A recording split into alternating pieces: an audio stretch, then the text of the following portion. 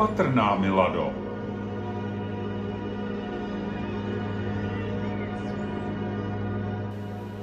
Můj tatínek byl silný reakcionář. Jako jeden z mála ze vsi měl rádio a v něm poslouchal zprávy. Tvrdil, že Gottwald řekl, že kolchozy se u nás zakládat nebudou, ale už v těch 50. letech se zakládat začaly.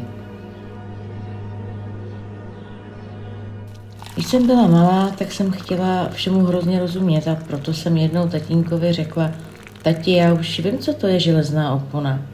Prosím tě, nemluv o tom. Vždyť tomu nemůžeš rozumět. Moje sestra neměla to štěstí a protože už byl nástup komunismu v Čechách, tak studium začít nemohla. Já jsem měla velké štěstí, že jsem začala studovat před nástupem komunismu a tu školu jsem mohla vystudovat. Měli jsme prázdniny a najednou jsem slyšela, že po Václavském náměstí jedou k Národnímu divadlu tanky. Je slyšet střelba a řekla jsem si, teď v 7:30 ráno? Co to dávají za blbou hru?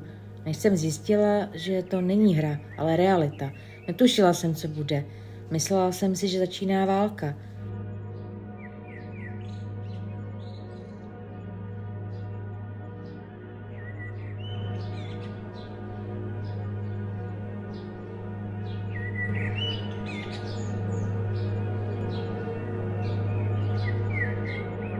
Ale nezačala. Byla to perná etapa. V 89. jsem nemohla uvěřit vlastním uším. Propukly manifestace na Václavském náměstí a ve čtvrtek jsem se tam prostě vydala a toho Havla i ostatní viděla.